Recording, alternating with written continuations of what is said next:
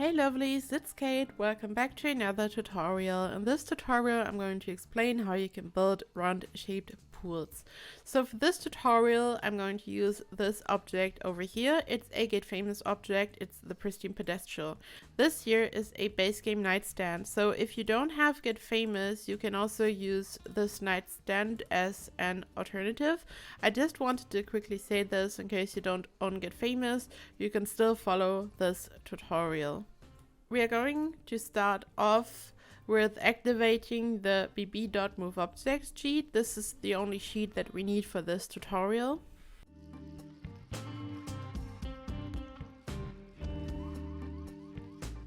And now we just build a foundation. And we are going to build the cube on the foundation, and then later we are going to delete the foundation and all that's left are the cubes. I'm going to build just a room over here. This could be a house. It's just a room, but I guess you know what I mean. So this is your house and you have your deck area over here, I don't know, and you want to have your pool here. So now we are going to use the Get Famous Pristine Pedestal, as I said, and now I am going to quickly explain you the basics. So first you want to make sure that you have activated the Sims 3 camera. Up here there's a button for the camera controls and you can choose between the Sims 4 camera and the Sims 3 camera. This only works with the Sims 3 camera. This is why I can generally recommend using the Sims 3 camera, because all the tricks that I'm showing you for positioning objects and all that, you can use these things for so many other stuff in build mode. So I feel like Sims 4 camera is so much more restricted, so I generally recommend this, but for this tutorial you definitely have to activate the Sims 3 camera. So now I'm clicking on this wonderful cube and now I'm holding Alt on my keyboard. I'm holding it down, just Alt, nothing else. And now I'm moving my mouse, and as you can see, the object is not snapping to the grid anymore. Now I'm letting go of Alt and it snaps to the grid. So now I'm holding down Alt, as you can see, but now I'm also going to press the left mouse button of my mouse. And when I now move my mouse to the left and to the right on my mouse pad and back and forth, it is rotating freely.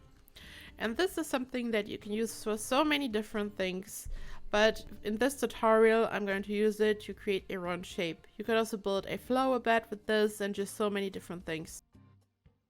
So I want to build a round shape over here, and you have two options for this. You can either just freestyle it and just build it however you want, or if you are saying this is too difficult, I want to have some type of little guideline, then you can just use a round rug.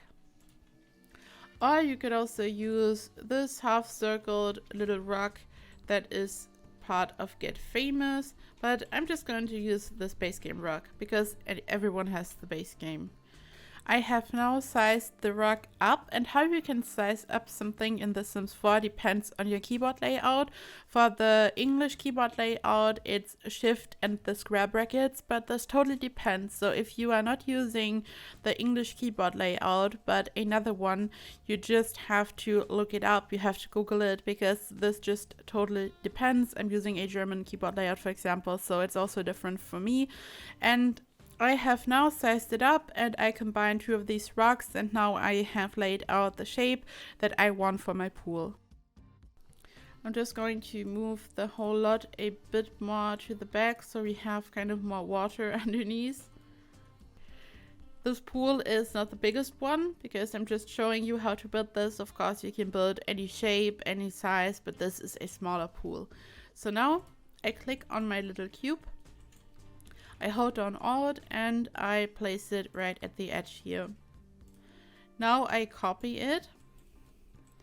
And now I'm holding down Alt on my keyboard and the left mouse button. And I want to rotate this cube. As you can see, I can rotate it however I want, but I want to create a round shape. So what I want to do is I want to rotate it only ever so slightly. So when you compare the two, This is completely straight facing into this direction, and this is angled only a little bit.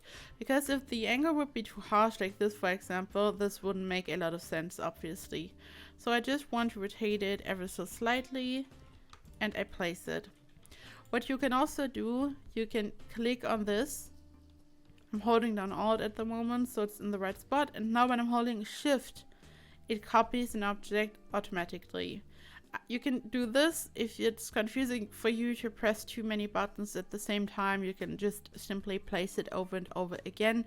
I still want to explain it in case you want to use the Shift trick. So now again, I'm holding down Alt. I'm holding down the left mouse button, and I rotate it a little bit. And this rock is the little guideline over here.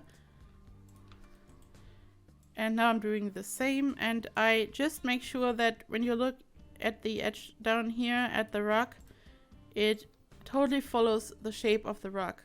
So you cannot go wrong with this in any way. And now I, of course, I'm going to place this one over here quickly so I can explain you how to connect the two circles. So the smaller the circle, kind of, the steeper, the sharper the angle is, kind of. This is way smoother than this one. So the bigger you pull, the bigger the shape, the smoother it looks, you could say.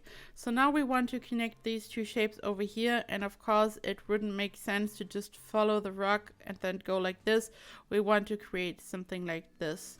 So now you just kind of make sure that these two meet like this. So I want to angle my cube a little bit like this and like this and like this. So they kind of just meet. I can now also add one over here. And now they meet in the center. Sometimes you have to kind of adjust the position a little bit.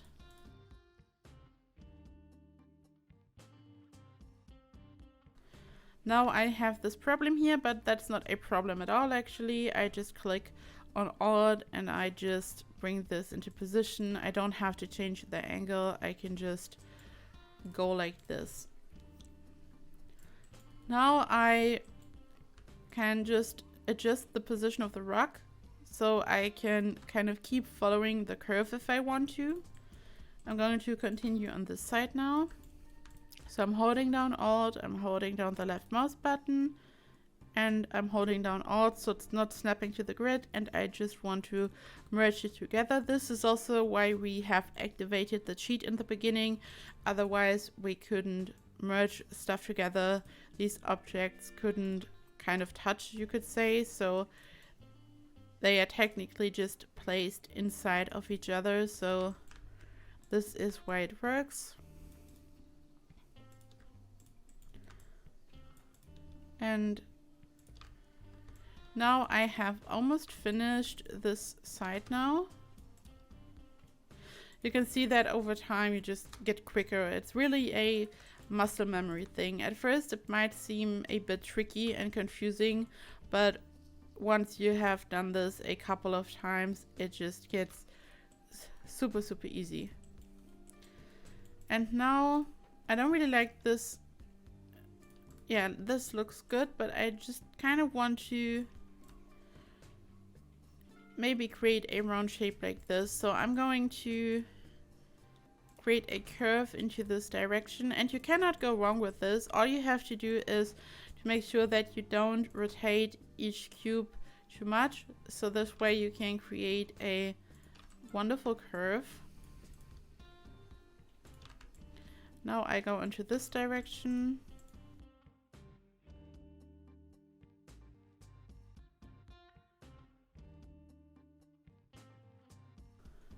And I think that I'm going to add another piece of foundation so I can make it bigger. You cannot just place it on the water, it's submerged, as you can see. So this is why we have to work with the foundation. And now I'm going into this direction. And yeah, you can create some cool flower beds with this method, as I said. Now I'm quickly going to finish this.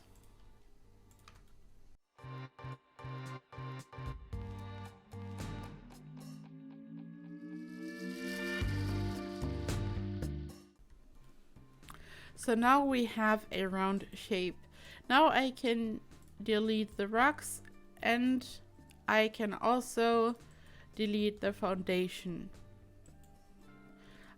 I don't want to delete this part here, I think, so I'm just going to build a wall over here. And now I use the sledgehammer tool. Up here you can also press K and then you just click on it.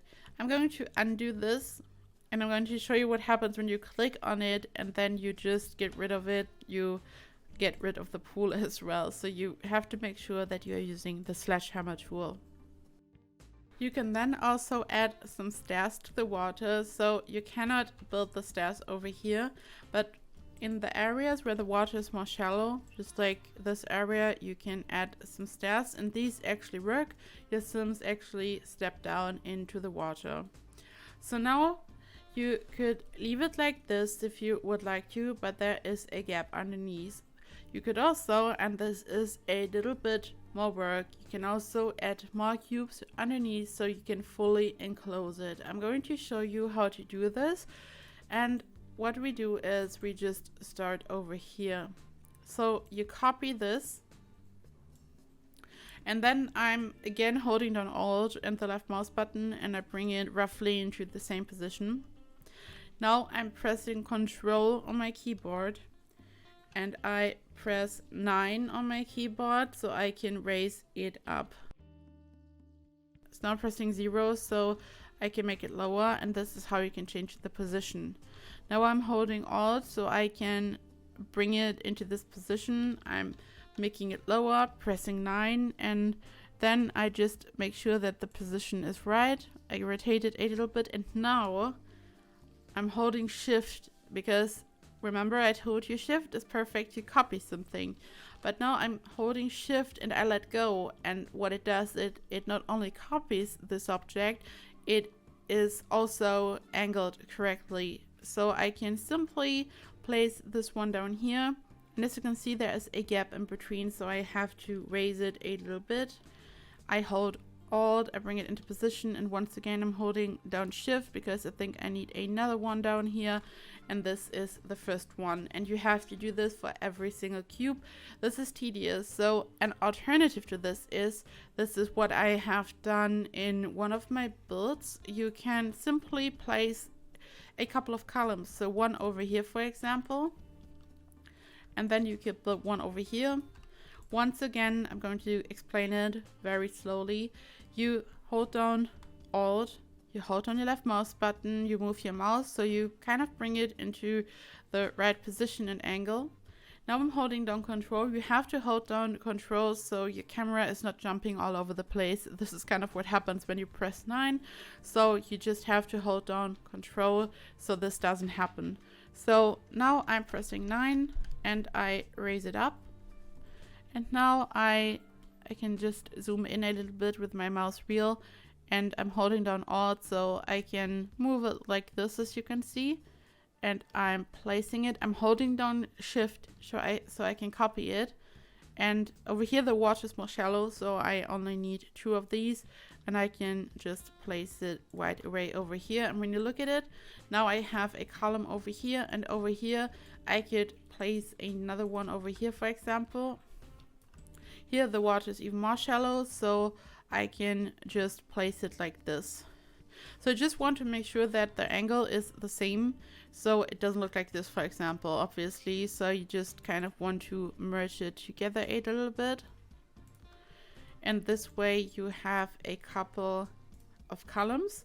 But of course you could also go around the whole pool. This is what I did for the pool that I have shown you in the beginning. And then you just do the same for every single cube. There is unfortunately no other way to kind of do it quicker. It would be great if we could just copy this, but this is just a bit tedious, I have to admit. So of course you could also just leave the top part as I said, but you could also add these columns, or you could fully enclose it at the bottom, depending on how much time you want to spend on this pool. So as I said in the beginning, you could also use this base game nightstand, the Simplicity nightstand, and I'm quickly going to show you how you would do this. So the shape is a bit different. This is why I think that the pristine pedestal is technically better for this kind of stuff, but you can also use this one. So I would recommend using the back side, because in the front you have these drawers, and then you simply do the same. You arrange it just as I've shown you. You just kind of have to make sure that you merge them a little bit more together, because there is this kind of unpleasant gap in the front, so you have to be aware of this. When you place it like this, it looks perfectly fine. So you just have to keep this in mind, so both sides look great, and you can just do it like this. So now it looks perfect from the back, for example, but now here you see the gap, and then you go like this and it works just fine. So this is it, guys. This is how you can build not only a round shaped pool, but technically any kind of round shape. You could also use this on top of a build.